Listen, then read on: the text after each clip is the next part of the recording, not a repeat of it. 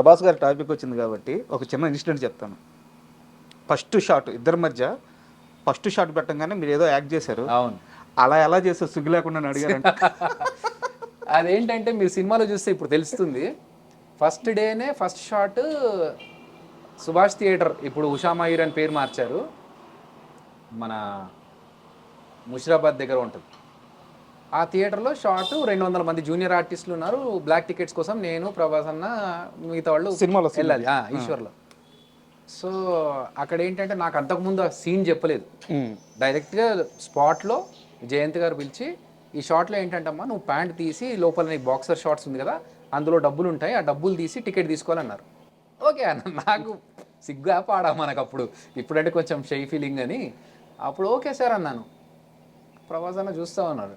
Okay take అన్నారు. Ready. Okay ఆవిడ ఎవరు లేడీ వచ్చింది బ్లాక్ టికెట్స్ అమ్ముతున్నప్పుడు ఒక్క నిమిషం అని చెప్పి టక్కన ప్యాంట్ తీసి లోపల చెడ్డీలోంచి డబ్బులు తీయడానికి ట్రై చేస్తూ ఉంటారు.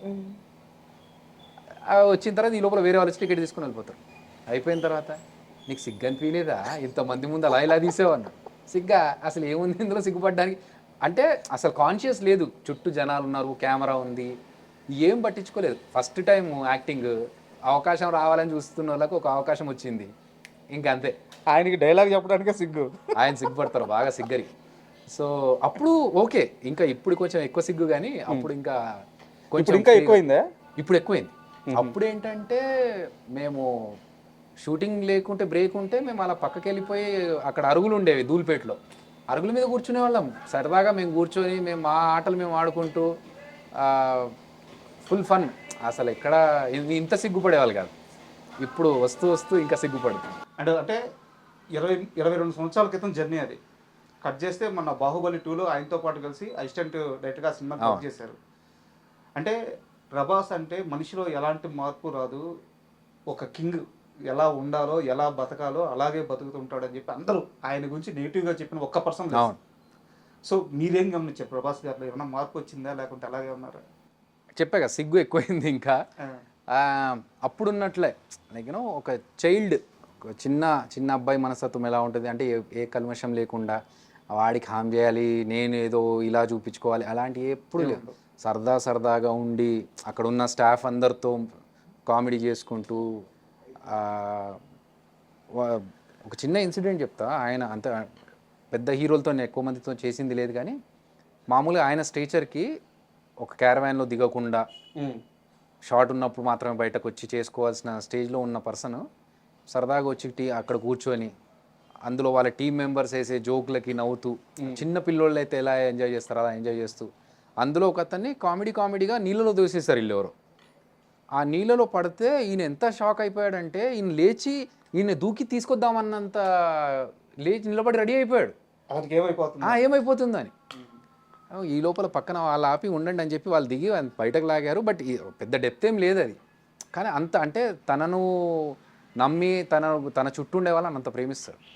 సో అది మంచి క్వాలిటీ. అండ్ ఎప్పుడు కూడా తను సూపర్ స్టార్ అని చూపించుకోలేదు. అది రాజమౌళి సార్ అంటే ఒక ఇండస్ట్రీ మొత్తం, ఇండియన్ ఇండస్ట్రీ మొత్తం ఆయన వైపు తలెత్తి చూసుకునేంత చేశాడు ఆయన. ఒక విజనరీ. ఆయన ఒక సీన్ తీస్తున్నాడు అంటే దాని స్కేల్ ఏ రేంజ్లో ఉంటుందో ఎవరు ఊహించలేరు. అలాంటి ఆయన దగ్గర అసిస్టెంట్గా చేసి అక్కడి నుంచి మీరు ఏం తెచ్చుకున్నారు? ఆయన దగ్గర డిసిప్లిన్ ఫస్ట్ నేర్చుకున్నాను. మనకున్న కొంచెం ఇంకొంచెం షార్పెన్ అంటే మనకు ఆల్రెడీ కొంచెం వచ్చిన దాన్ని ఇంకెవరన్నా బాగా చేస్తున్నారంటే అరే ఇది ఇంకా నేర్చుకోవచ్చు అన్నలాగా డిసిప్లిన్ బాగా నేర్చుకున్నాను ఆయన దగ్గర. And perfection. సో పర్ఫెక్షన్ అనేది రాజమౌళి గారి దగ్గర చాలా, అంటే ఒక టేక్ కరెక్ట్గా రాకపోతే ఎన్ని టేక్స్ అయినా తీసుకోవాలనే పర్ఫెక్షన్ ఆయన దగ్గర ఉంది. ఇప్పుడు మాకున్న బడ్జెట్లో అది పర్మిట్ చేయదు, కానీ చేసిన వరకు ఎలా చేయాలి, ఎంత బాగా చేయాలి, క్రియేటివ్గా దీన్ని ఎలా చూపించవచ్చు. ఇప్పుడు మనం ఒకటి అనుకుంటాము, అక్కడికి వెళ్ళిన తర్వాత అది లేకపోతే ఇప్పుడు అది వచ్చేదాకా నేను చెయ్యను అనుకోకుండా దాన్ని ఇంకో రకంగా ఎలా చూపించవచ్చు.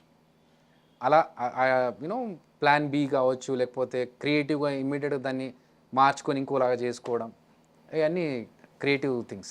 ఇండియన్ సినిమా హిస్టరీలో ఎవ్వరూ పెట్టనంత డబ్బులు ఖర్చు పెట్టి బాహుబలి తీశారు, బాహుబలి 2 తీశారు, బాహుబలి కానీ బాహుబలి 2 కానీ.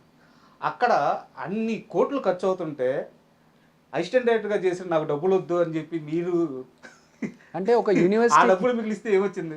ఒక యూనివర్సిటీకి వెళ్తే మనం నేర్చుకోవడానికి వెళ్ళినప్పుడు మనం ఫీజు కట్టాలి. మనకు నేర్పించినందుకు వాళ్ళు డబ్బులు ఇవ్వకూడదు.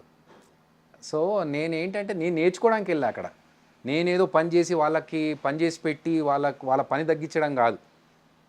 నేనే అడిగి నేను ఈ పని నేర్చుకోవాలనుకుంటున్నాను, మీ సినిమాలో పని చేస్తే నాకు ఒక ఎక్స్పీరియన్స్ వస్తుంది, ఆ ఎక్స్పీరియన్స్ నేను ఎంజాయ్ చేయాలనుకుంటున్నానని నా అంతకు నేను వెళ్ళాను కదా.